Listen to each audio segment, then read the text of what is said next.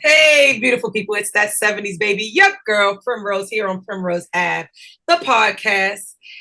Happy to be alive, happy to just be in the moment, and happy that I have a very special guest with me today. I don't have my co-host with me today, the lovely Miss Michelle Gracie, who is off doing her thing, promoting and traveling for her book, on her book tour, doing wonderful things, selling out in cities. Very excited for her. But I have the absolute honor of having with me, sitting down to have a conversation with me, the Dr. James Tisdale, LCPC, PhD, who is the Special Needs Coordinator with Priority Partners at JHH.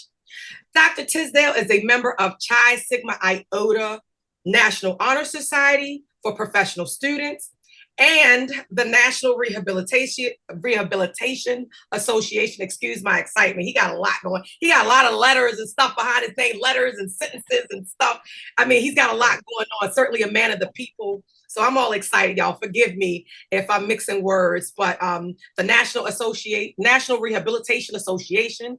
He holds a practice leadership advanced certification through the National Society of Leadership and Success. And yes, another and is the director of education for Phi Beta Sigma fraternity. Say hello to the good people, Dr. Tisdale. Hello. It's my pleasure. And that amazing introduction really set the atmosphere. So if I wasn't pumped up, I'm pumped up now. So I'm really excited about this opportunity and where this conversation is going to take. So thanks so much. And but for one, I want to thank you guys for taking the opportunity for us to be able to serve. So I'm super excited about that, but I'm really excited about this conversation, and I know that is needed and purposeful. So I'm just glad to be here. Absolutely. So thank you. Thank you. I'm glad that we're in this space, sharing this space. That's super important.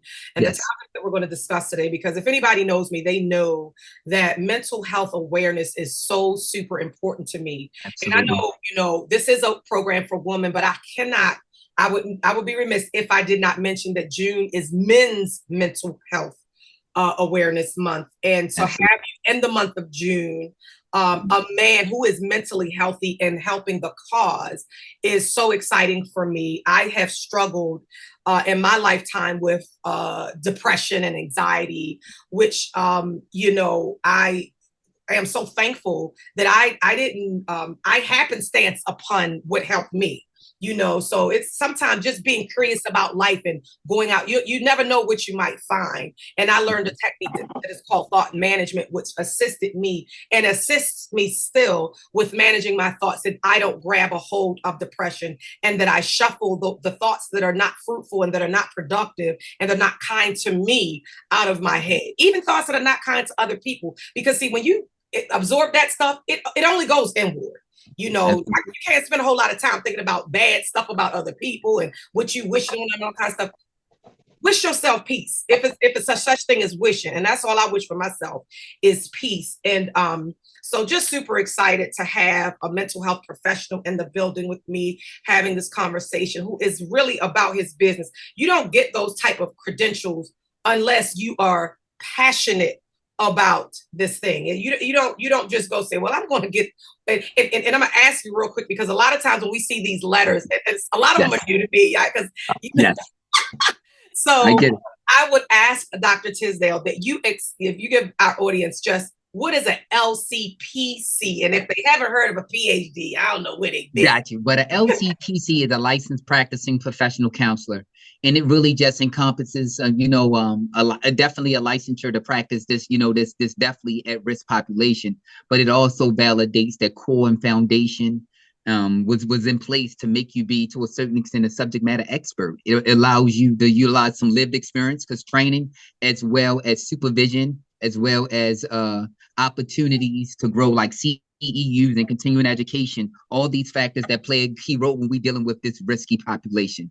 Like you said, mental health is not a game. It's not to be played with. And everybody knows somebody that knows somebody that can have been affected. And I always share, I give myself up where no one else can. And I'll be lying if I say that I never had a season of depression. I never had a season of uncertainty or unsure. And in that particular situation, if you don't deal with it, it deals with you. So when we think about those credentials and things like that, lived experience lays upon of it. But I also bring to the fact that it's a lot of resources that's out there that's embedded. But we got to be, especially people of color, we can hardly get to the PCP. We can hardly go into our primary care physician. So going to a professional, especially a professional that look like us, we got to definitely be mindful and centered in that.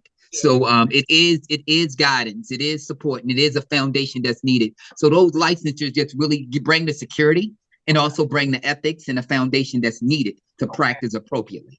So I think that's what it is. I like anybody can take a test and pass. And I get that, but so I'm not easily impressed with that. Like I not always share, my bio is not mine. You know what I mean? It's something higher than me. You know what I mean? So it embarrassed me sometimes because my work is not my work. You know what I mean? In that I'm just doing the right thing, especially in that component of serving. But I do believe that we do need the best for the best. And I believe that we need specialties and certifications and validations to be able to speak and support those factors that's needed and required. Yes. Right. And I like to poke fun at myself a little bit, but the reality of it is my reality. So I got that PhD. I'm working on my master's in life. That's right. I love it. I love it. Life is what has taught me and what has molded me. And some of that stuff not so good. The traumas, the upset, the hurts, the past. Absolutely. It molded me into a person that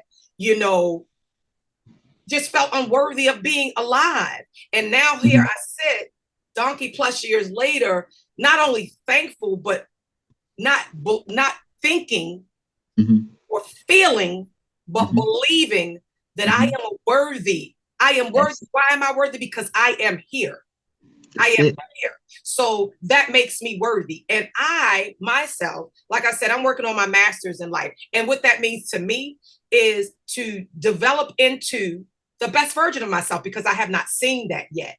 And I'm not a mental health professional by any means. However, I want to explore and expose every single, because everything ain't for everybody. And some people will go into like a Reiki healer and feel like, you know what? No, this isn't for me. But they might go to a psychologist and say, okay, this is for me. So what I've been doing on this journey is I have been connecting with people from any type of wellness, health and wellness professional. And I say professional, I am not a health and wellness professional, but I am doing my best to introduce and expose mental health and wellness professionals to this thing that I call inner fitness, because we can do all that good stuff. And I thank Ms. Tina Lifford for introducing me to what is called inner fitness.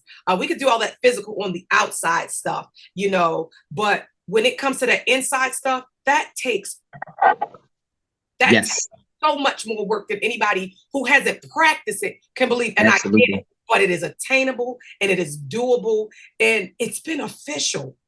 Yes. I am a witness. It's beneficial. And that's the part that I want, the benefit of clarity, focus, and healthy thinking, which I believe will lead to whatever else you want in life. Because all the exterior stuff, that's all fine and good. But if this ain't right up in here, what's between these two things? You are broke, you are poor, you're lost. That part. Here I am on this mission to get this right here in between these two together. And so with that being said, I do have some questions that I want to ask. And I'm excited about your answers because, like I said, you don't get those kind of credentials without having passion and get to the level that you are at. Like you said, that lived experience is everything. And your contribution to mental health is so exciting to me. I'm all giggly, like I'm telling you, I'm going to get sweat a little bit. I get it. So, I have a question. Yes. And what barriers still exist with regard to women of color and modest means in gaining access to mental health care? First thing that I would say is that when we think of the word women, especially women of color, is so strong. You know what I mean? They can get through anything. Their tenacity is so overreach. In most homes, especially when we look at our environments, they are the leaders of their home. They are the priest. In these environments. They are. It is a single mother. It is a direct They could be the provider in every way. You understand? The nurturer in every way. So they'll get through it. They're strong enough. You know what I mean? The brothers or the other situations can walk away. They're set there. You know, they don't have a choice but to be a mother. They don't have a choice but to be a provider in these things. So what I always share is their lived experience is a little bit different. They got to take care of everybody else before they can take care of themselves. That's what it looks like. You know what I mean? Everybody get a cold. She's going to eventually end up getting a cold because she done nurtured everyone else back to that situation. But I'm going to share something with you. Mental health works the exact same way. It works like diabetes. If you don't deal with it deal with you. When your blood sugar is up and your nerves is up and you're not at your best, something's going to break. Am I right or wrong? It can make you shake. It can give you a diabetic seizure. It can make you, the list goes on and on. But I always share when we're talking about women, especially when we're talking about women that with that responsibility and that weight and that heaviness, they got to worry about their self later and get everybody else straight. You know what I mean? Because they got to gap stand. They got to support. But what I will share is that in that interim, sometimes when they fall very, very hard. Yeah. Because they done sustained for so long. And you kick somebody too much, what happens? They rebel. You understand what I mean? And it becomes a norm. You know what I mean? It's a norm to be sitting and feeling like this. It's a norm to be not feel like I can't brave, wanting to smile and can't. Wanting to be a part of a meal and just in a place that they can just make it. And when I'm talking about that depression, I'm talking about that isolation. You can be in a room with a lot of responsibilities and not be present. So that is exactly what happened. They're not making it to the PCP. And by the time they get there, their blood pressure is so high because of their mind chasing thoughts, and they so overreached and so exhausted because they're not getting the care that they need, or they're not getting that question, are you okay?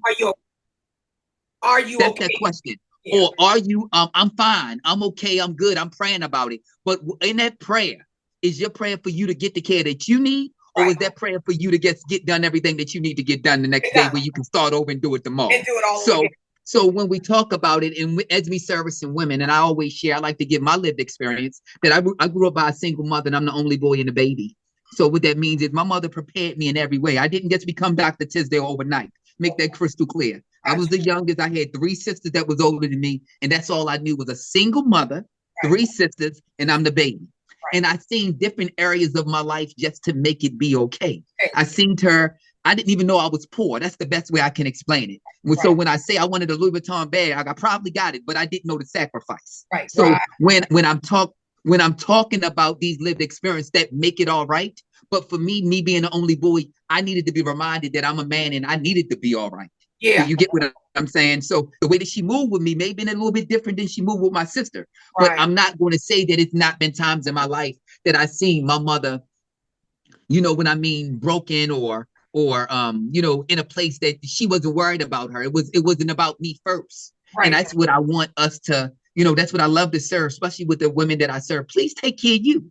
For you to take care of you, you'll be able to be at your best to take care of them. So they ain't good if you ain't good. So go ahead. No, I say, so would you agree that sheer exhaustion is just a major barrier for any woman?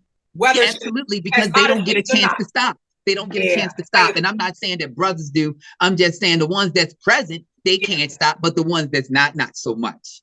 You get what I mean? And working and providing and preparing, it's something that we should be doing just as men. So I'm a man, and I'm going to speak to that, right? But in that interim, it's more women that's doing the things that man should do than a complete opposite. And I'm not just saying that in Black people, but I'm talking about I'm just talking about people in general.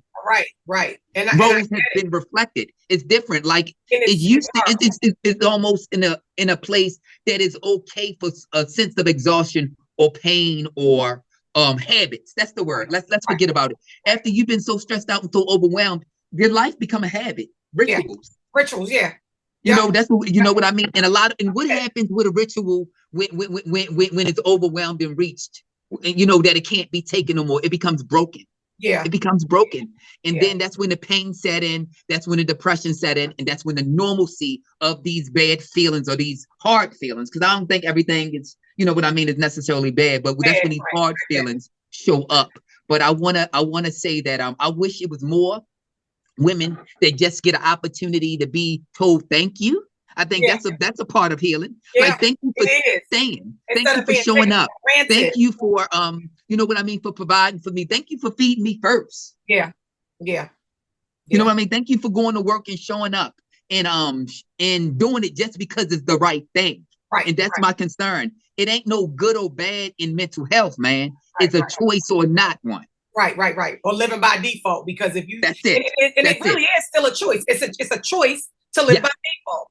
And it's Absolutely. crazy because me as a mother, a single Yes. mother, and I'm Yes. not trying to put myself out there like I was just great heroic mom who did everything so Yes, great. ma'am.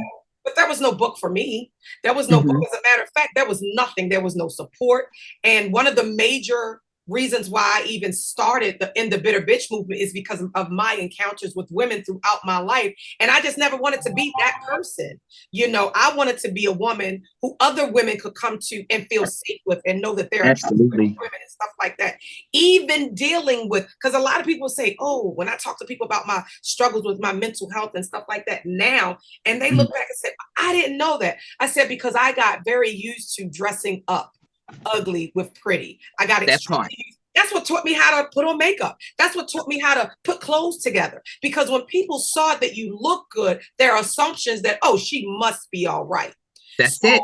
I get to show up now exactly how I feel. So if I want to put on me some lashes and some little eye rouge and stuff like that, it's not to hide anything anymore. It's just because I want to, you know, look a little bit more polished and refined. I'm not into hiding anymore because I want to expose every sickness within me because it's got to go. You know, Gotta go. Gotta go. It's stay in there and it's going to eat at you, and it's going to cause some form of bitterness and resentment within you, and it's going to come out. It's going to come out with your interactions with yourself and other people. And self-care, honey, is not selfish.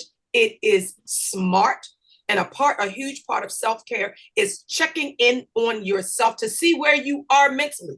That is so integral to having a well-lived life. I have been surviving for so long. That's really all I know how to do. Use that word practice. That's in my mantra, practice, power, healing, health. That word practice is simply habits. What we have been doing over and over and over and over again for such a long time that it becomes a norm. I'm disrupting it. I am creating a new normal for myself. And that's who I am putting first. And I don't give it. I'm a patty mouth. You have to forgive me if you don't. It's okay.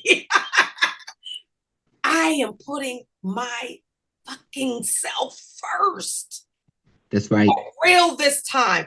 And you know what's mattering to me the most is my peace of mind. And anything to disrupt that has to go, because I realize when my peace is broken, I don't feel safe.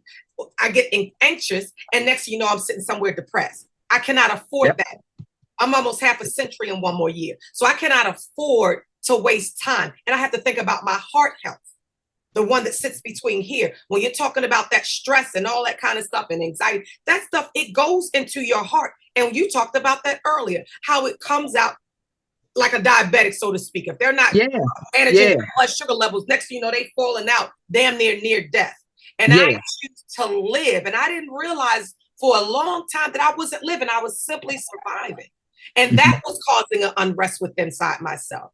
So now that I am on this journey to look, because I am learning at 49 years old how to live. Me too. How Me too. to live. And that's okay. And I'm proud of that. I am excited about that. Because, and there's no shame in that, because you see, when you have to start over, I've started over from many places. And, you know, in my life, I've gone through so many things. And here I am again, starting all over. And you know what? That's okay. It's amazing, because guess what? I have the chance to. Guess who died last night? No chance. So my life has to mean more than she went through struggles. She got a job. She died. You know, like, I mean, that's the long short of it, but it has to mean more than that, you know? And so I refuse to accept that that's it. I choose to create the life that I want without apology. Without apology. And as women, especially women who have become single mothers, you talked about that practice, that habit of being everything to everybody. And we got to prove something, because as a single mother, you know, we chose to have these children. And I did. It was a choice at that point, because I could have chosen to abort them, but I did not. And I did the best that I could do as a mother. And now I'm in a place where I'm done with that section of my life. I'm not raising nobody's children or anything like that. Mine are raised, good, bad, or indifferent. They are their own persons. They're adults and able to make their own choices. I am no longer responsible for them. Absolutely. I love them Absolutely. dearly. But even my children, who I love to the core of my being, I will not allow to break up and disturb my peace. Because guess what? This is my one life that I get to live. I'm no longer living it for you. I did that when you were adolescent. You're an adult now. I have grandchildren that I love dearly, but I'm not living for them. Their parents are. I don't have that role. I'm grandma and I enjoy it. I love it. I love it. You know? And I get so, it. you know, just the mental health of woman, the woman, Mhm. the matriarch, the provider. And Yes. and you said something that I'm going to piggyback on real quick before I move on, is you said the roles have been reversed, and they have. And I am still a firm believer. Yes, I am a powerful woman. I Mhm. have raised 2 children. I have survived. I believe I would be in a position, a better position, if I had a provider. Mhm. I don't want a contributor. I desire a provider, someone I feel safe with, you know. And as women, we have started to accept any old thing because we feel like this is all that's out there. But there is better out there, and we have got to stop settling, because what you don't realize, if a person is not adding to you, then they're depleting you. If you're Okay. wondering why you're always exhausted, think about who you are with. Okay? Think about, and not just intimate relationships, but friendships. If you see that your life is on a decline instead of on a decline, what's the opposite of decline? Yeah. You Yeah. know, if you Yeah. don't see you moving at least forward and upward, then you need to reassess who you are around. And let me tell you, sister, it is okay to be by yourself, because you're not alone, because you have a spirit that resides within you. And it's okay. And the more okay you get with being who you are, and valuing who you are and falling in love with yourself, you will begin to attract those kind of people that bring value to your life. And I want to say, because that was the topic, but I just had to get that out I there, get it. I because get it. that's the space that I am in. And people get twisted when you say, oh, I've been used. Would you rather be used or useless? Now, I would rather be useful. Okay. Mhm. So being used, what good are you if you're not able to be used? You get what I'm saying? So I want Yes. to be around people that I can utilize and they can utilize me, because I'm Absolutely. packed, stacked, and ready to go, full of gifts, full of information. You get what I'm Yes. saying? So I Yes. know I am of value. So why not use that value? I don't want to leave this earth full. I want to leave here empty. How can I achieve Absolutely. that? I get around people who I can be utilized by. You get what I'm Absolutely. saying? And that gift I get is it. perpetual. So if you're not around people, then all of a sudden you empty, you exhausted, and you damn sight ain't living your best life. I don't give a damn what the song say. We can Yeah. sing along, and the only time you really living it is in them few moments that it's on. I'm living my best Exactly. life, and then as soon as it go off, the reality smacks you in the face. No, Absolutely. you're not Life living your best happens. life. Life Life happens. happens. And while life is happening all around you, you can't even take it personal. You just have to be in a position, a mentally healthy position, to respond, not react. Because Mhm. reaction is not always good, I agree. you I know, agree. but I agree. respond in a way that is beneficial to you and in the environment in which you serve. I Absolutely. appreciate you allowing me that freedom, because I went on a rant. My apology. No, it was amazing. And it's funny when you was talking about all different components of lived experience and expectations and norms. Like you say that we're a practice, that's exactly what we're doing. We practice in life here. You know Yeah, what I mean? That means everybody that's still here, like you say, ain't a lot of people that the people that ain't here tomorrow. You understand what I mean? So yeah, when you say that we're a life practice, that's all that we're doing. I yeah, mean, just being like every day above ground is a day blessed, and I get it. But we're practicing this thing called life here, y'all. yeah, And that practice, that means we get ups and downs. Like if you're not adding, you absolutely subtracting. And absolutely. and who wants an account that's going down, like you say, depleting versus impleting. So I'm that's the exact component in life that you're talking about. I like the way that's the best way, but that's what life happens. It's going to be those ups and downs. You're not going to like everything that I say. I told right, right, somebody, right, I give, when you give yourself up, no one else can. Like right. you say, me first. And when you start saying these things, it really sets the foundation of the leverage. Like you say, I want to give, give, give. but we also got to be in a place as we given to be able to have a space to receive. Absolutely. Think about it. If you keep Absolutely. working and you giving, eventually you're gonna get resentful because it ain't averaging out. And Am I there's right? a It's benefit not to you. averaging out. You And just at then home absolutely, and trying then to something that reset you at the can end of love the to day. do Yeah. can turn to something that you loathe and hate. Yeah. Am I right? So, I and agree. that is where when we talk about mental health and we talk about those things, we hate those feelings. Yeah. We like to wake up feeling sad and feeling like Right. shit and feeling like, oh my God, another one of these. Yeah. Oh, you know, this is where I'm at. I'm like you too. That's Mhm. where I'm at. Like you having one of them days. Right. Me too. Right. Me Right. too. But that Me Too movement don't got nothing to do with me. Do you Right. hear what I'm saying? Right. And I that's get where I like it don't dwell with mental health because that Exactly. Me Too make it be okay when it's not, yo. It Yeah. can't be. Right. Because if I act like it's okay, that means it's my fault. Oh, yeah. Right. It ain't Right. no fault in mental health. I mean, because of what it's called give and take. Loss could bring on a season of mental health. Yeah. Schizoaffective disorder can bring on mental health. COVID brought on a season of mental Oh, health. yeah. Let's just talk. Let's Oh, yeah. just talk. Oh, yeah. Am I right or wrong? It was I times agree. that we was able to get outside. Then it was times that we can't. So Yeah. imagine something being taken when you want.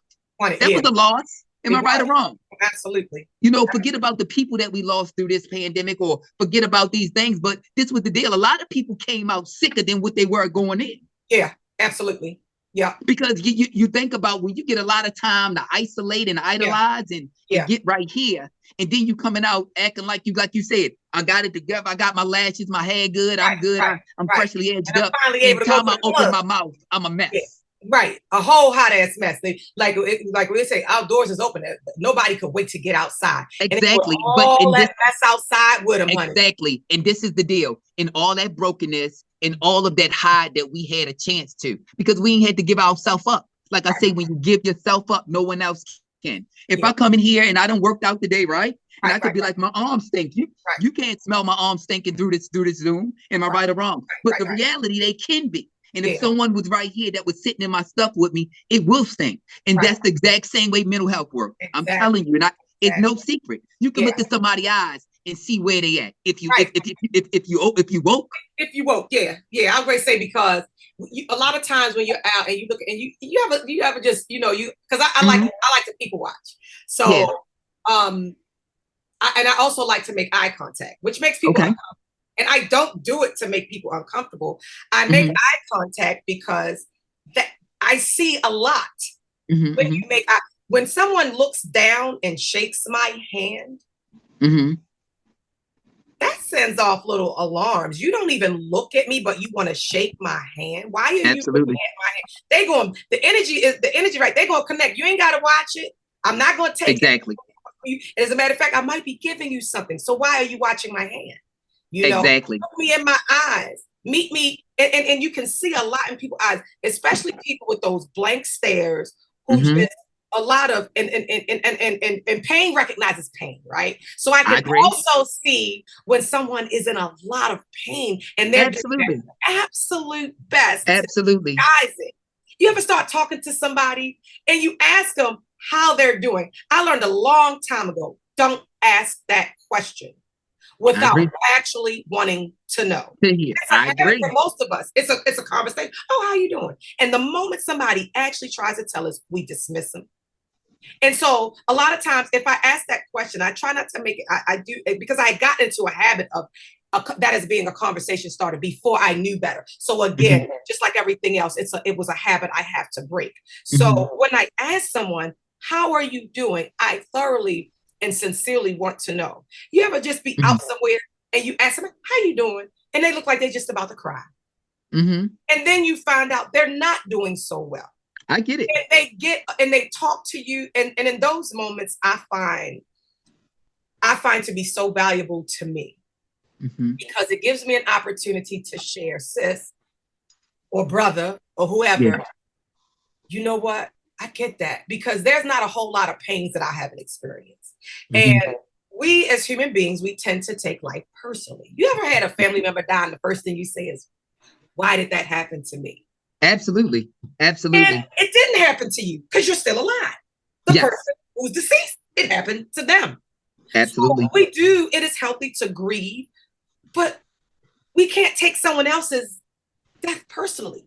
especially if Nope. we did not cause it. What we can do, and this is what I personally, I can't really, like I said, this is my opinion, but this is something that I do when it comes to dealing with death. I accept that it is a part of life. I am in the process of accepting that one day I will die. I don't believe I'll fully accept it because the concept is new to me. I was scared to get a life insurance policy at one time because I was like, well, if I just ignore it, it'll go away. Mm-hmm.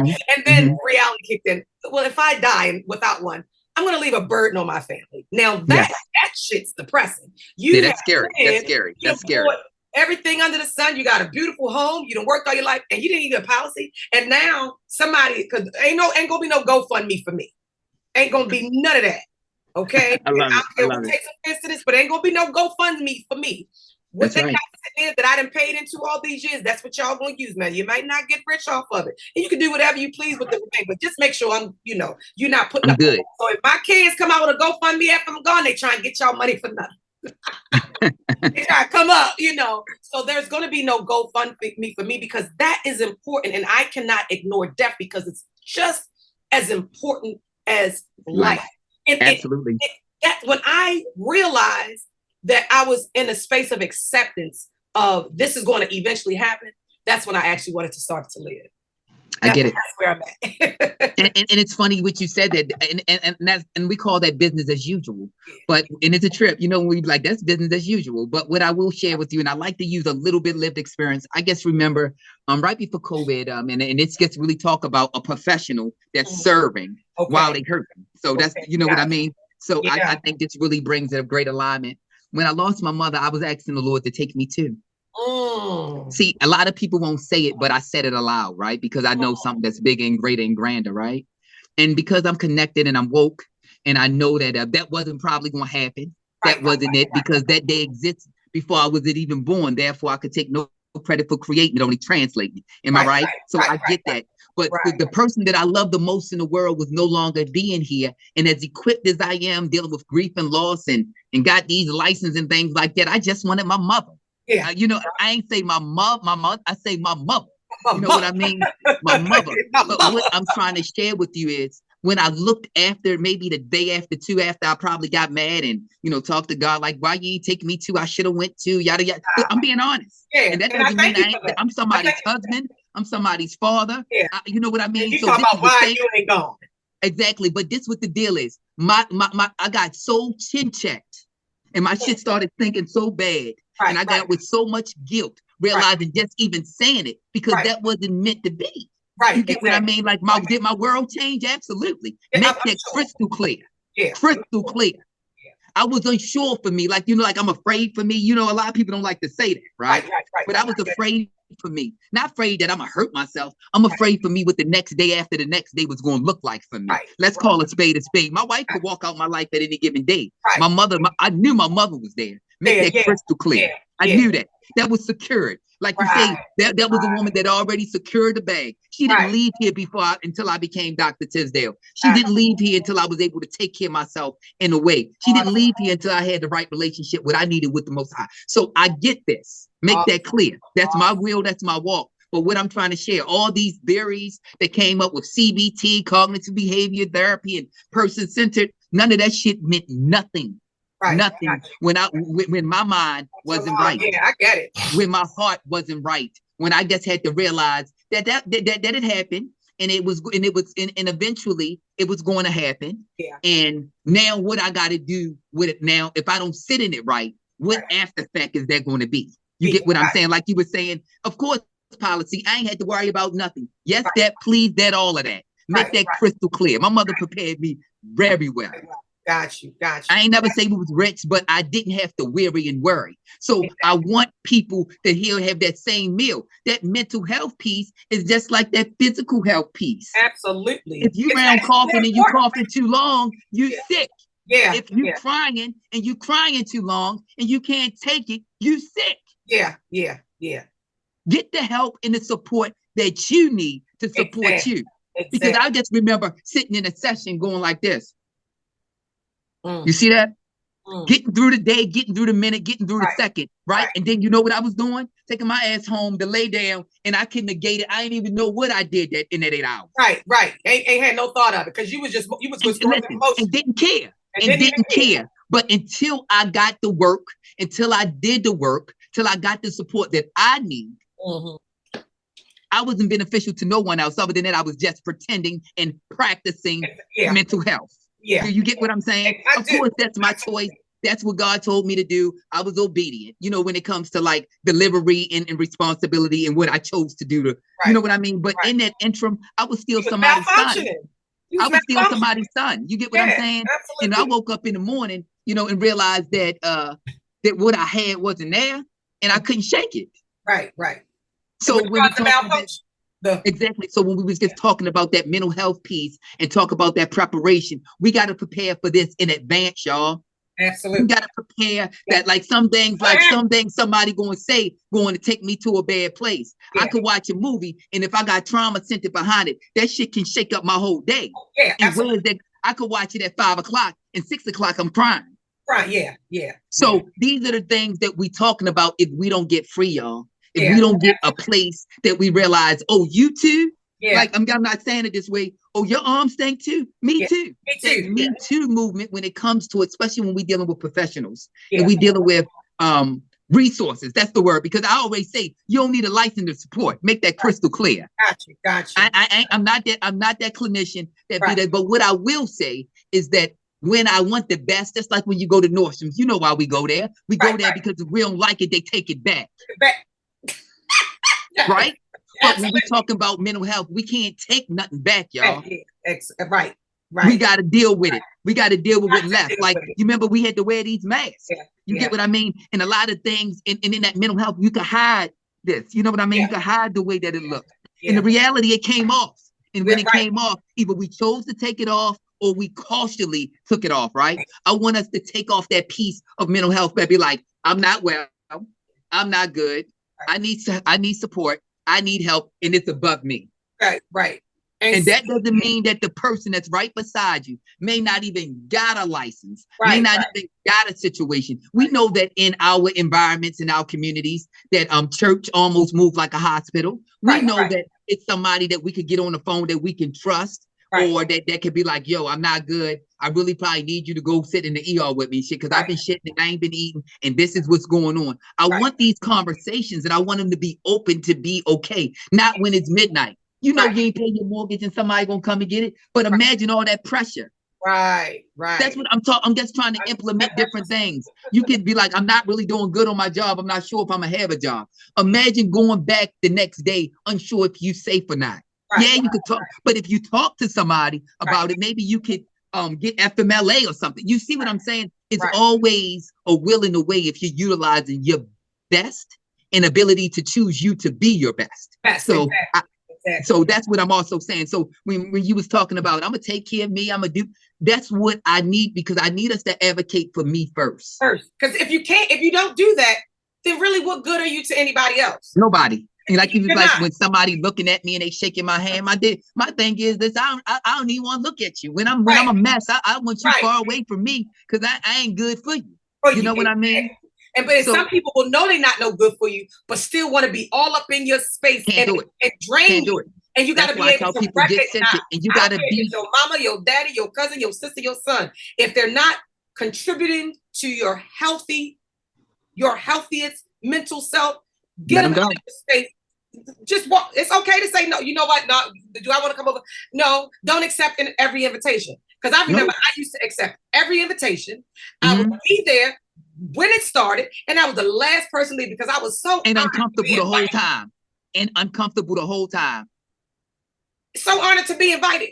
I felt so desperate for community and support and to feel loved and feel wanted and to be other people's spaces, that I always found myself in places that I'm just like uncomfortable, or I would wind up drinking too much because I really wasn't enjoying nobody's company there. So the second option was, let me just drink myself into oblivion. And mood alter away from with everything that was going on. When only thing you got to do is to be your own mood. And move on. Be your own mood. Like I told somebody, we grown. If I say I want a shot of Grand Marnier, I can have one. I get Right, that, right. right? But my deal is I don't want to be in a place that I have to alter my mood to be my authentic self, my authentic self. That's the kicker right there. If you have to do that, then that's someplace you ought not to be. And I learned that. So now I don't take every invitation. I ain't even looking for it, you know. Yeah, and man. Like when I go, if I am invited to things now, it is, and I attend, and I don't make excuses about why I can't attend. I say yes or no. Yes. And either is a complete sentence. Yes, that's complete. No, it's just as complete. So therefore, when I take an invitation now, I value me more. Yes. I know my worth and my value, and I refuse to just be taking every invitation just to be somewhere with a bunch of people that I don't even connect with on any type of level. You know, except for maybe on a party and, you know, everybody can party together. But at the end of the day, am I in a room where I'm feeling seen, heard, supported, respected, and valued? If I'm not, I don't need to be there, you know. That part. Like that mental, and see, when you are in poor mental health, you're always living by default. So you're going to take every invitation. You're going to be here. You're going to spread yourself thin, and you're going to go home exhausted and be like, dang, it wasn't even all that. I should have even went. You knew that when you took the invitation. You know, they don't even like you, but they just want to fill the room up. Exactly. I am not a placeholder, baby. I have too much value to be a placeholder. That part. You understand what I'm saying? And I love it. Just FYI, I'm just going to throw this in here real quick. This is actually, for the Primrose Avenue podcast, going to be the first video and audio episode. All of our other episodes are audio only. Dr. Tisdale. So this is video and audio. So I appreciate it. I appreciate it. I throw that out there. Absolutely. And I do have actually a question. It's actually to me for you as well. And it stems from the fact that I had a brother who I have a brother who is deceased. I still have him because I have the love that I share with him in the memory. So I do still have him in my heart and my mind. But on my birthday in 2012, he expired completely. He had been in a coma for 16 years. Not a coma, my bad. A vegetative state. I like to differentiate because back in 1996, 97, when we heard vegetable, we thought that was the same as a coma. So anyway, this question is near and dear to me because I did not know that my brother was going to these pharmacokinetics and places like that to do these experimental drugs to gain money. And what was happening, whatever was they was putting in him, the trials or whatever, it was mind altering. It was affecting his mental status, and he was staying with me for a short time. And I didn't know, nobody was talking about mental health in 1996. They wasn't. 97. They suppressed it. They ran. They ran. Crazy or you not? And I never knew my brother. And they just locked them away. I hate to say it, but they locked it away or tried to pray it away. But go ahead, I'm listening. Exactly. And so I have a brother who now I know was going through some mental health challenges. I did not know that then. And I asked him to leave my home. And after that, because I had a son to think about. And I knew in my heart that my brother wouldn't hurt me, but the way he was behaving, I was not sure. Uncertain. I known that he was experiencing mental health based on these medicines and stuff, that he was being, whatever psychotic episodes he was having could have been treated, I would have behaved different, but I didn't. I can't go back in time. And I asked him to leave my home. And after him leaving my home, he got into a fight with some guys who were trying to rob him that ultimately caused him to be in, laying on the ground half an hour without oxygen to his brain, caused him to become a vegetable. Long story short, he laid in a hospital bed from different facilities for 16 years until he finally expired in 2012. So this question that I have is very near and dear to me because, going back, if I had been able to recognize, number one, that there was some mental health issues going on, loving my brother, would have been able to say, hey, let me go find some place for him to go or somebody to come in. So my question is, if you have a family member that resides with you and is in need of immediate mental health care and might even be deferred, maybe you got it and the institution say, oh, we can help them, but not until a month from now. And they need immediate mental health help. And whether they have modest care or health care or no care or whatever, what would you recommend as a resource for immediate support? Okay, the first thing that I would share, and this goes for the treated or the undertreated, the insured or the underinsured. You know what I mean? We posing this question to. The first thing when I'm sick, where do I need to go? I need to go to a hospital. Yeah. Am I right or wrong? That means mental health. When it's at its highest capacity, it looks like someone that can be having a heart attack. Believe it or not, it's people that can die from hypertension and what they call panic attacks and things like that. So when we sit and think about it, it does alter the mood. I always share when I'm sick, I go to the hospital. And that's the problem. We're not getting there. Am I right? You say, well, I don't know what to do. I'm going to get them out my house because I'm not that professional and I'm calling 911. And that's what the deal is. We so quick when things ain't going right or somebody in a relationship, you call 911 to get somebody out your house. We need to call that ambulance to get him or she where they need to go. You talk about insured or uninsured. We worry about bills later. We could die with bills. We get so caught up. Well, he ain't got no insurance, but it ain't gonna cost you. You take it to social services. But what I'm saying is this: forget about everything else. When I'm sick and I want to live and not die, I need to go to the ER. Am I right or wrong? It's professionals. It's clinicians. It's tools and resources there to embed it. And if they see them that sick, they keep them. They'll keep Am I right? Think about it. You go to the ER saying that you want to hurt yourself, you suicidal, you're not able to contract for safety and all these thoughts. And I guarantee you, with the right professional, you're going to get 72 hours. And you get what I'm saying? So a lot can happen in 72 hours. Am I right or wrong? You can be here or not in 72 hours. In 1 second.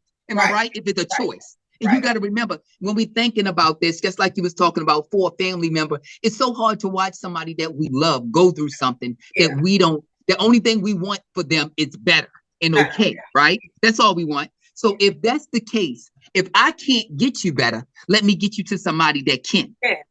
I'm gonna choose. Guess what? And I'm gonna share something with you, my sister. I want you to forgive yourself if it's any leverage about what you did that was centered around your brother, because that's what the deal is. It's like you had to, like me first. That's what it was. You can't choose mental health. They take other people out too.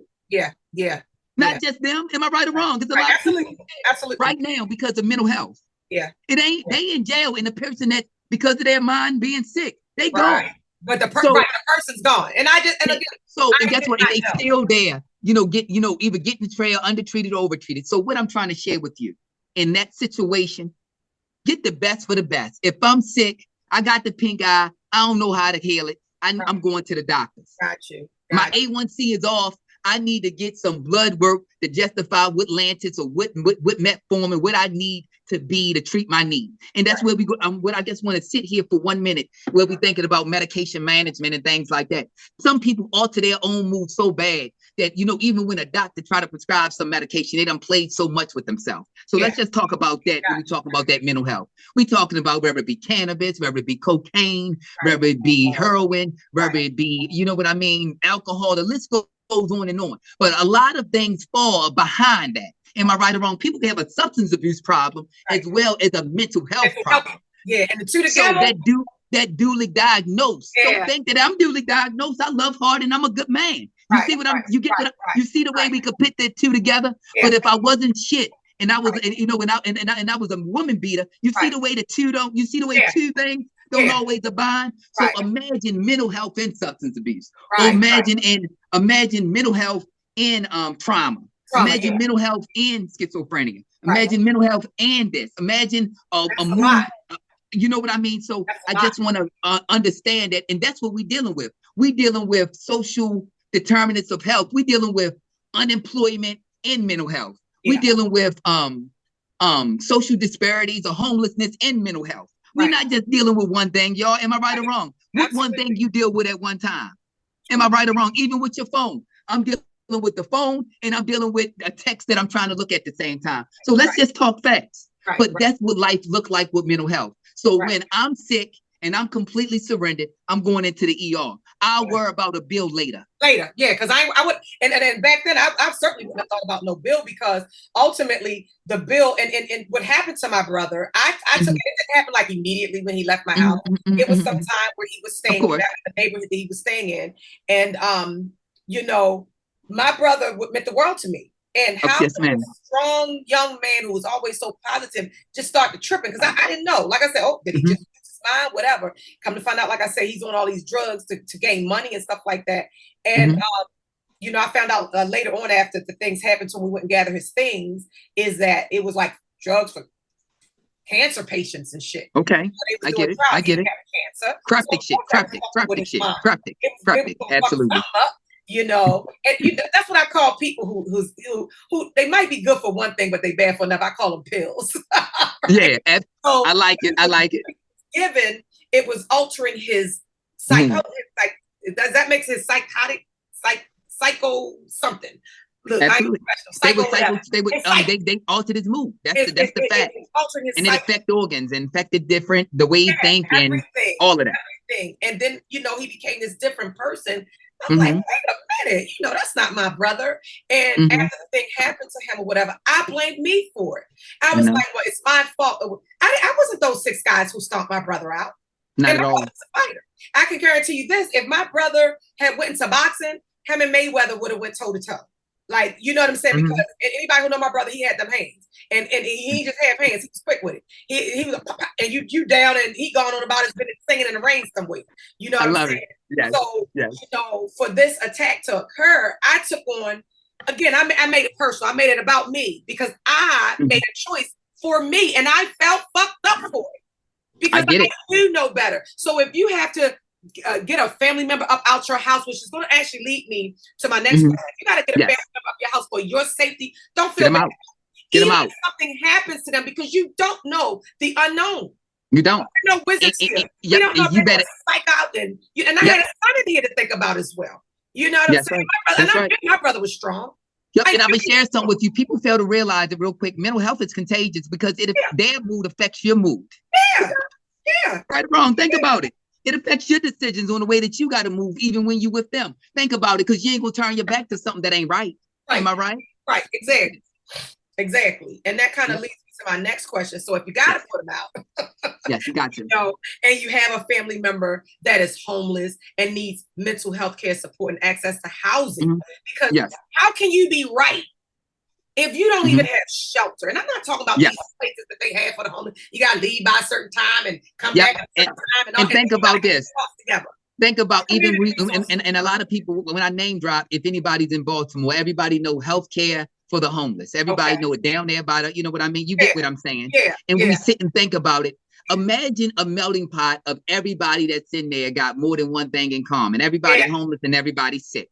Am I right or wrong? So we're not saying these are the best places and things like that, but we got to understand that also that we got to be right in the purpose of what's best. Does that make sense? And that's where we sit and think about it. If we can make one wish, y'all, and get everybody that's in Baltimore City that get in a safe place, we would do it. Am I right or wrong? Come on now. With some people that still matter and bring more. I'm just talking about it. You know, I love my city. I rep my city. So when I sit back and I think about that, everybody that I touch, I can't catch. I'm being honest, my sister. I can't. I can't save everybody. It's something like I may deal with pregnant women, you know, Center for Addiction Pregnancy, and they pregnant and they still using. And I'm like, at this point, baby, I don't care about you. I care about that unborn child. So I know I'm taking it to the next level when it relates to that question. But all those social determinants, like you was talking about homelessness and you know, and unemployment and food disparities and the lack of a safe place. That's the key component. Like you say, it ain't none. And because it's not a safe place, we got to make sure that every opportunity that we get the opportunity to share and be safe for someone that may not be as safe as us, we got to do it. And that's where you was like, I'm serving. I got a lot of information I want to give. We want to give every opportunity. If somebody's being beaten, go to the House of Ruth, ma'am. You don't go. Call them and let them know that you sick and shit ain't right. You get what I mean? But if we don't, it's our fault. And I'm glad you said that, because we have come up in this stop snitching culture. Yes. And we will know a person that is being physically abused by a partner. Yes. And we will turn a blind eye because our thought is, well, she ain't gonna do nothing, go back to him anyway. Yeah. So, or we'll be neighbors with somebody who we know is abusing their child. Yes. Probably because of their fucked up mental health. Yeah. and we don't say anything. We have family members whose children aren't going to school. Yeah. Yes. And we're sitting amongst them as if this shit is okay. When it's not. They're fucking up a whole house full of kids and you ain't saying nothing. So guess what? You are guilty by association. All day long. You are the neglectful person. You are the abuser. And we got to get out of this stop snitching shit and get people into healthy and safe spaces instead of turning a blind eye and no, oh, that ain't me. That ain't my kid. Yep. It is your child. It is. It gets what the deal is. Birth him, but he's learning from you. He's showing you in the same community. Yeah, guess what somebody is saying, and I love what you said. Guess what somebody say about me if it come to Dr. T? I'm telling. That's where I'm at with it in practice. I'm telling because you said that you're not able to contract for safety. I'm gonna take this pad. I'm gonna take this pad. Right. And I'm gonna write down what you said. Right. And why I got you. I'm saying that you're a threat to yourself and someone else. So it ain't even no secret. It ain't no secret. So if you don't want to talk to me no more and you don't see me no more, guess what? Yesterday I wrote the truth and I saved your life. What you do with it after that is your business. It's your business. But you better believe I could be dealing with a young lady that's cutting. Every time I'm looking at her, I'm checking her out and things like that. Every soil you get on you, I'm doing the referral to Shepherd. You know that I'm making sure that you get, what I'm trying to say is I'd rather overtell than undertell. Yeah. Right, because put it on me. Put it on me. Somebody in somebody's their life. Somebody just snapped. And I'm speaking from personal experience. And thankfully, at this time in my life, when I was laying in my bedroom on, I think it was a Saturday or Friday night, and I heard a voice come to me and say, go in there and kill them kids. Smother them. Your life is going to change for the better. Yeah. And I had the thought, it's like, wait a minute. I'm like, what the fuck is that now? Again, I had to buy stuff and it's no secret. I never was like, oh, I just want to be a mom. Absolutely not. I didn't want the responsibility of children because it's a huge responsibility. I was a child who was abused, neglected, abandoned, and denied. So why would I want to have children and do that? Because that's what happens to children, right? So no, I didn't want to have children, but when I got impregnated and chose to keep these children, I chose to also protect them. And that's when thought flies into my head, I got on the phone. I had the good sense in that moment, and I had somebody. When I called him, and I will never, and any opportunity he will always be close to my heart. Elder J. Wilson. Okay. I called him. He was a church member, and he did not ask me a whole bunch of questions. He didn't ask me any questions. He must have heard the desperation in my voice. I don't even believe, I can't recall if I told him why I was calling him, but he just began to sing and pray and say things that were kind. And there was no intimate relationship outside of our love for God and ministry and his parents. I call my spirit parents, but I had somebody to call and I chose to call him. And I'm thankful for that choice because who's to say? I can't tell you if I would have really went me and smothered my kids or not, but the thought came across my mind so I can understand it and I can be empathetic when somebody says, I want to kill my children.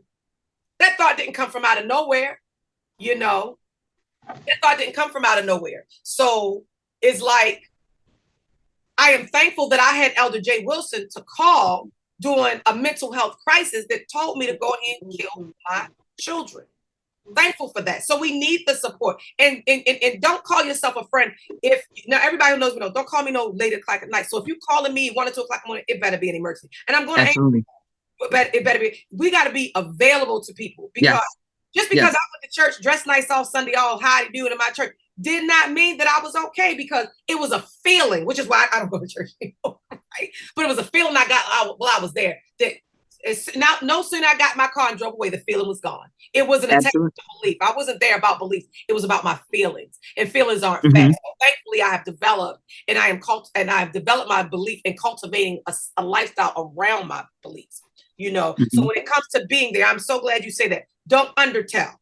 Please don't overtell if you must, but we got to start talking and we got to stop normalizing talking, not your behavior, because it's somebody's normal, but it doesn't have to be. It don't have to be. Exactly what you said. It don't have to be. I told somebody you're lying if you ain't saying, "Oh my God, I just wish I died."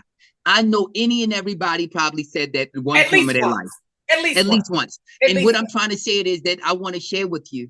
It's some people that's every second of their life. Yeah. And so we you know when they're like worst off. That's that word that we was talking about, like telling and things like that. That worst off piece. Mm-hmm. We can't believe in no worst off because there's a lot of people that's worst off, right? That ain't here no more. So what I'm trying to share with you is, and they could look like you said, look like they got it all together. And like you say, they was giving that facade that I'm to a certain extent, and since we being transparent, I'm gonna pray it away, and I know it's gonna go because I'm a trust. But this what the deal is. In some situations, I'm not saying it this way, but I always say if I'm sick, I need help. Yeah. You know what I mean? Of course, I'm gonna take it to God in prayer because that's what works for me, and I know I got my own relationship. But when I'm sick, I'm gonna trust that He gonna give me the mindset and the knowledge to go get the care that I need. Yeah, get the care that you need. Yeah, and that's so important. And before we wrap it up, this session, I'm like, I could go on forever asking questions. Before we wrap this session up, I have a question, and this question is in relation to the unknown, and this is maybe you see something, but the person, the individual, is in denial. So in regard to individual denial, as you know, continues to be a historical problem for individuals who have mental health care issues. What are some of the best practices you could recommend to a family member who wants to help someone that is in denial, that doesn't put them in an uncomfortable place? Yes. It might be a little uncomfortable, but not fucked up. Yeah, exactly. The first thing that we want to do is, and I always share, let's talk facts. FACTS. Facts. The fact is, this is what happening. Because when you give, and like you said, when you give yourself up, no one can. And family is sacred. You know what I mean? Family, either real good or real bad. Let's call it real. It ain't always the easy. They the hardest. They the hardest. Niggas that we don't care about, we can get through with that. Am I right or wrong? But when our family is a different approach. So the first thing that I want us to say, I want us to be humble. Humility is very important, right? Purpose is very important, right? And deal with the fact. The fact is, I see something that ain't right in you. Yeah. And when you say it loud, and you say it proud, it brings accountability, even for the sickest person. Right. Am I right or wrong? Think about it. Think about it. That's why kids are easier to redirectable than adults. But when you think about it, like some kids want to be like, no. Right. But when we talk about mental health, treat it like they sick. Treat it like, you know what, they not good. They a liar. They're a cheat. And they'll do whatever they can do to suppress something that they really can't. Right. That they can't. Also, this what the deal is. Hey, everybody always talk about I'm getting free, I'm getting myself together. I'm saying it. This what the deal is. Don't talk about nobody to somebody else. Talk about it with somebody that you trust in about them together. That's what a difference right then and there, because then it becomes an intervention. Then it becomes a love offering. Am I right or wrong?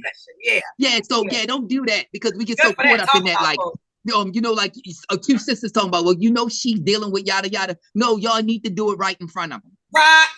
That part. And guess what? They're going to hate you for that moment. They're not going to like you, and they're going to be resentful. But guess what they're going to be able to say? If they ever get a clarity, they'll be like, you know what? They said it. Yeah, they did. Yeah. And that's what we need to do. And a lot of people don't like me for it. Yeah. It makes them very uncomfortable that I am very forthright. I am very blunt. And it's not to hurt your feelings. It is, if I call a thing a thing? Yes. It's not to hurt your feelings. Okay? It is what I see. Now, with that being said, I'm not always right. But I would feel terrible about myself if I'm sitting in your presence. Yes. And I know that you're fucked up. Yes. And I won't say, you know what? I care about you a lot. Because you got to soften the blow. They tell me I'm a hard pill to swallow. But you ain't good. You're not good for you. You're not good. And if you need some resources, let me know. I'm not the resource, but I can certainly point you in that. And I want to share something real quick, since you said resources, because we getting tight with time. Everybody is a resource. Right, Every right, time right, that right, we right. wake up, Yeah, every we're a time that we resource. get the You're right. opportunity to serve another day, Yeah, we are a yeah, resource. absolutely. Because this, I may not know how to work on cards, but I know somebody I can call to work on one. That part. I may not Make know connection. a clinician Make connection. but I'm gonna tell you one thing. I can get you to the hospital that they can give you a list of them. Right, I right. may not know somebody that you may not trust, and I always share, like, especially in our communities and African American communities, churches move like a hospital. Yeah. Am I right or wrong? Yeah. They're a book of resources. Get Yeah. there, and that doesn't mean that, like I told somebody one day, we got to get past this church. I got to get you straight to the ER. They are. Yeah, yeah, yeah. They ain't equipped in there to meet your need. Right, and that, you know what I mean. And what I'm trying to share is that because we that person and we that family member and we got that responsibility on ourselves, but we got to also realize that I'm not the answer. Right. I want everybody to take that away. I'm not the answer. Yeah. You understand what I mean? Yeah. And I could be a part of your solution. Yeah. But the answer got to come because in most cases, when we really think about mental health, they don't want an answer. Right. Or think about it. When I'm off, when we tell you what I wanted to go away. But when we talking about mental health is something real quick. It's time for the deliverables that need to be treated the same way the same way diabetes need to be treated. Right. Ongoing.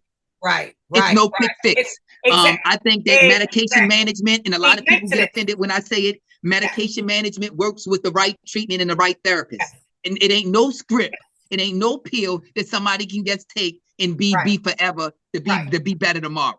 Right. It just don't work that way. And it don't. Absolutely. Just like, and it's something that young lady, licensed social worker, who I had the absolute pleasure of having a conversation with back, and she put it into words for me.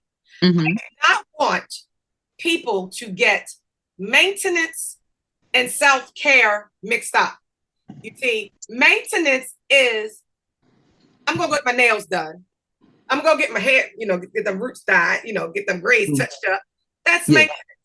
Self-care is getting to a mental health professional. That's self-care.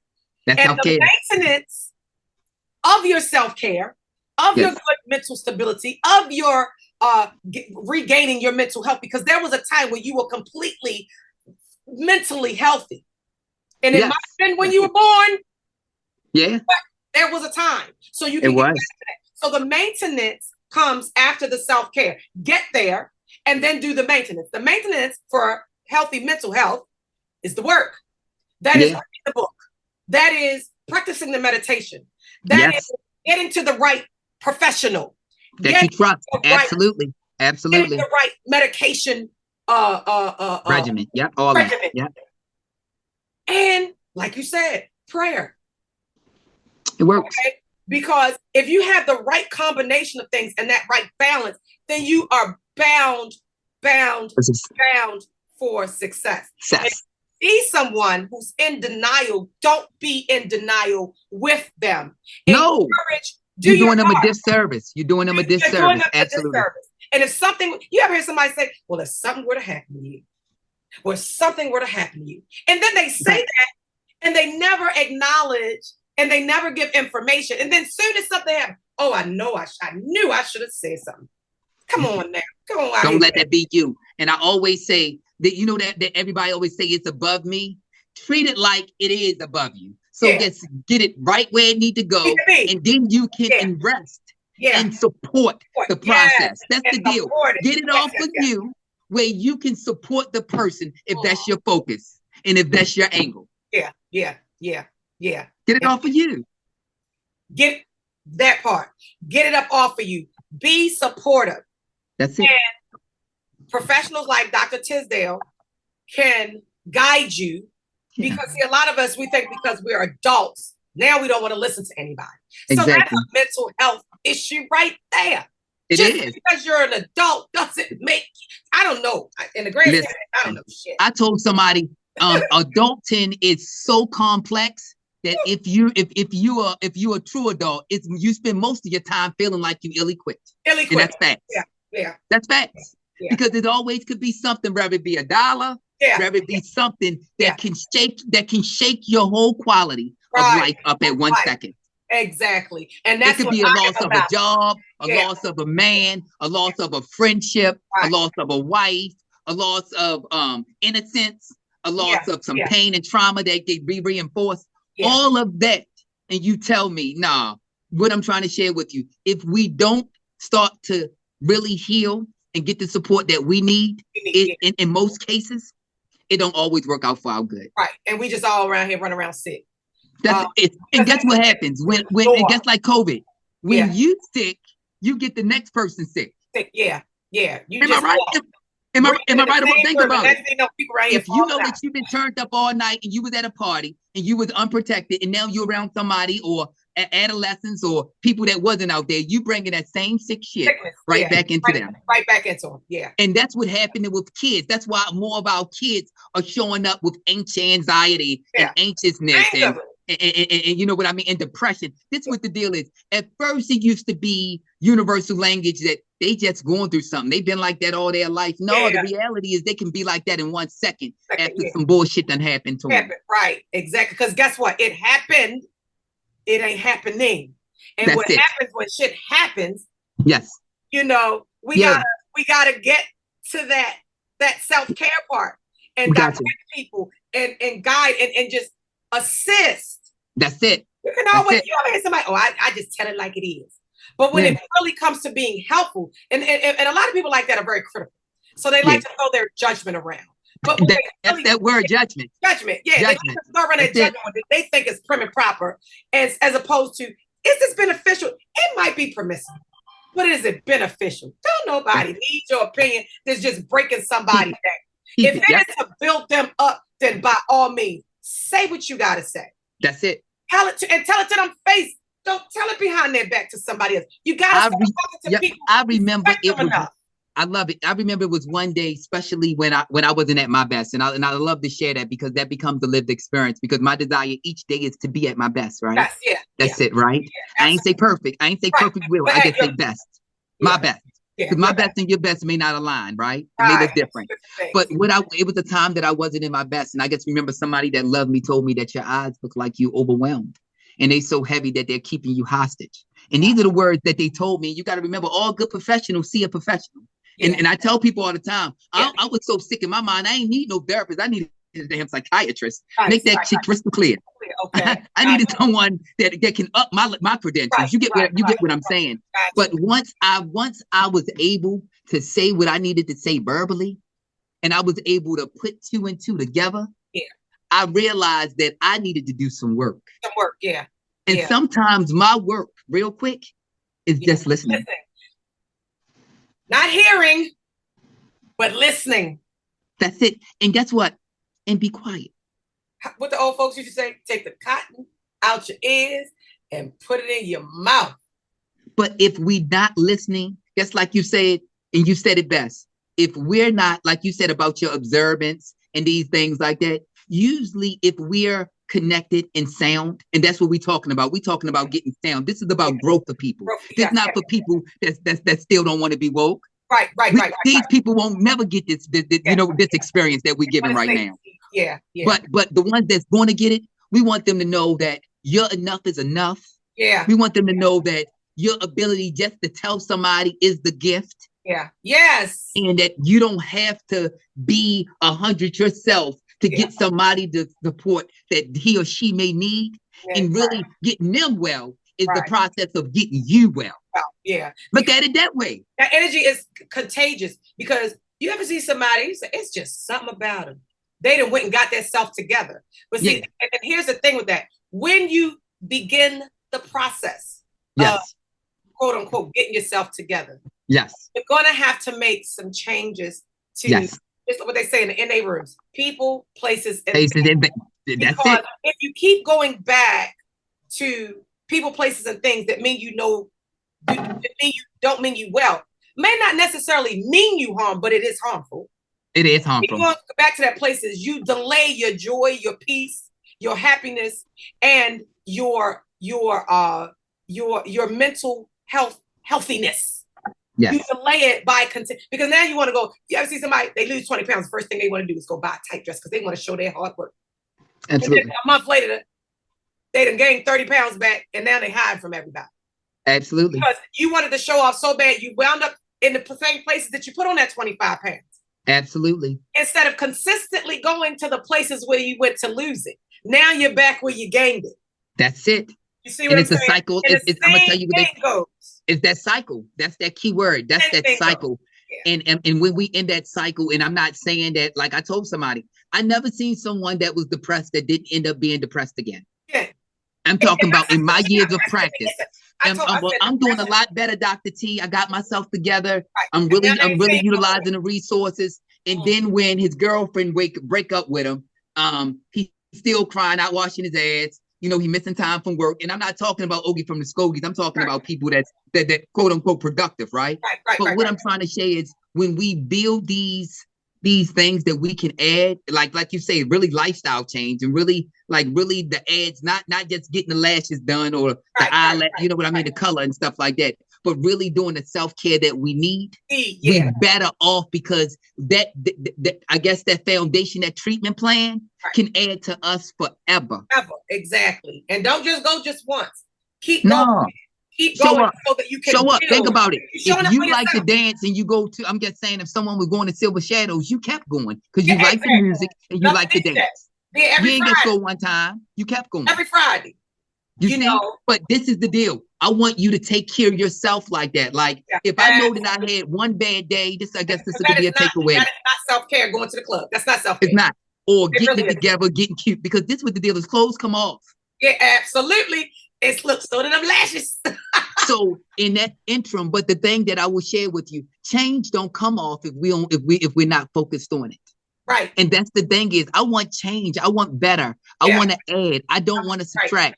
I want to be at rest. I want to look rested. I want to, you know what I mean? I want to wake up with joy. I want to be able to smile. I want to use my teeth. Absolutely. I don't want to be like this all the time. I'm not go hard. I'm not that man. I want to smile. They cost a lot of money.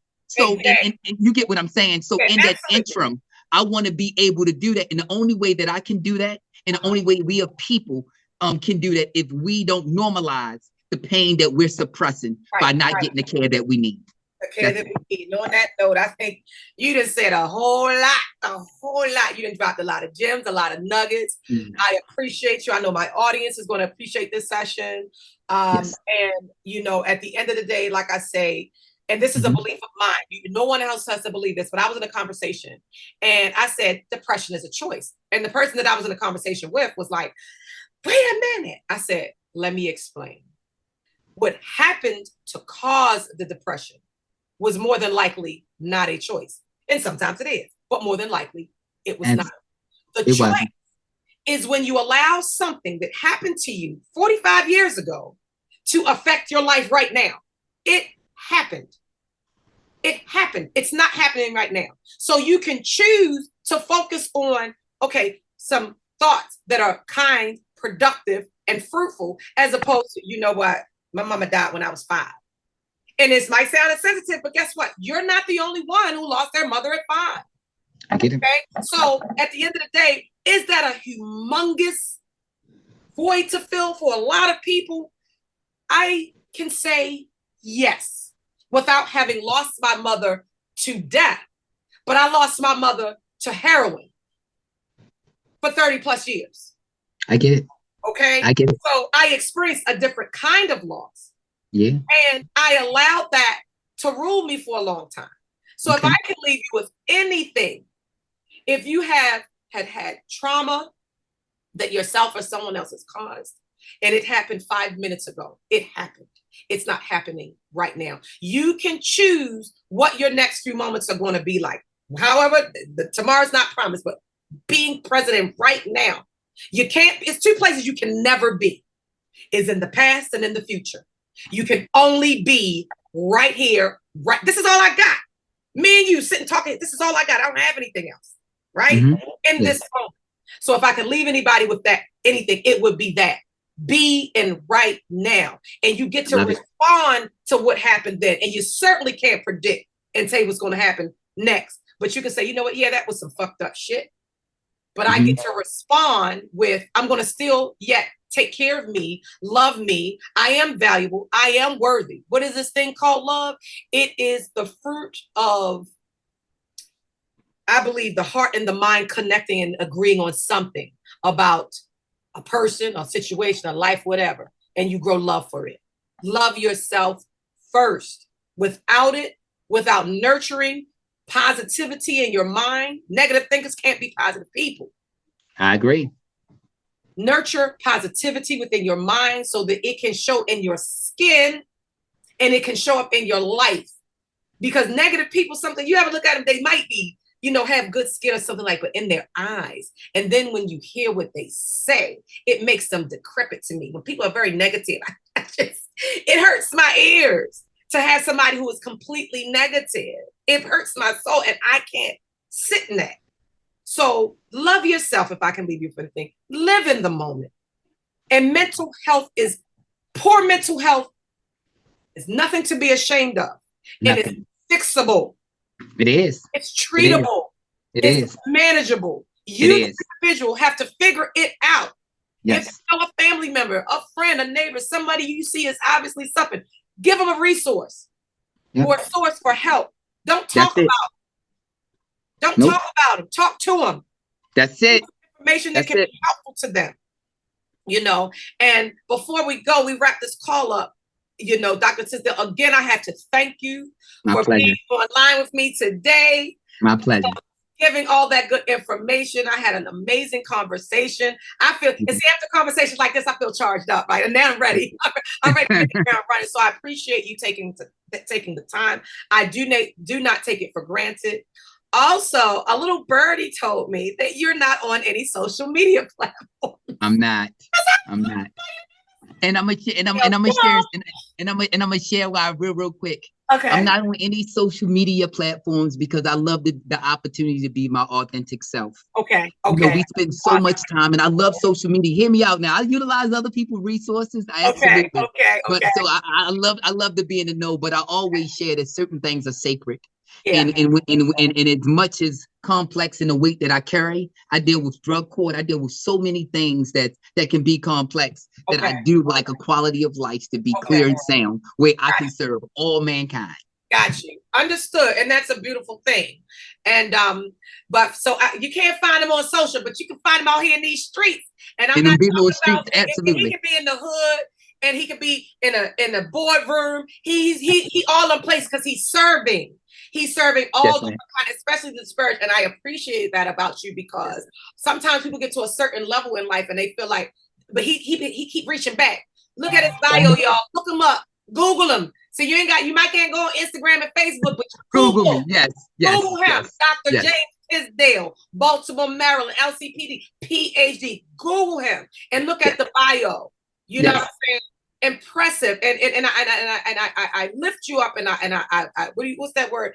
Boast. I am boastful for you because and I appreciate it. You are somebody who is in it doing the work, and I can only be so ambitious as to reach people on a level in which you do, and that's the goal of Primrose Avenue podcast. And I'm not Insta shy, so you can find me on all socials at Primrose Avenue, and that's going to be PRIMROZE Avenue, abbreviated to AB, on all social platforms. Talk to me. My phone number is on my business. Like really, I am here to end the bitter bitch movement and get us women operating on a higher frequency, and that is the whole point of this podcast. And yes, we talk about what you might call some dumb shit sometimes on here, but please understand that we are allowed to show up exactly as we are and not feel ashamed or guilty, because we're not trying to be deep. We're not trying to be deep. We're trying to heal. We're trying to be healthy. We're trying to reach people who wouldn't otherwise be listening to even topics of conversation like this. See, I'm Penny from the block, baby. I'm good and hood, high class, low class, all at the same time. Crashing, all that good shit. I can be in any room that I choose to be in. I love it. I'm driving higher these days because I want to be better. It's in certain places I can't be. I got that ratchet in me though. The same place I just can't. Every now and then I got to get back there, but it's about getting that mental health abundance, that healthiness in your mental state, because without it, you can have all the money in the world, but you're still broke as hell. And I'm gonna leave it on that. I appreciate you, Dr. Tisdale. I'm gonna see you out here in these streets. And I'm gonna see you soon. And thanks for giving me the opportunity to share. I appreciate you. Absolutely. All right. Pleasure's all Take mine. care. Take care. All right.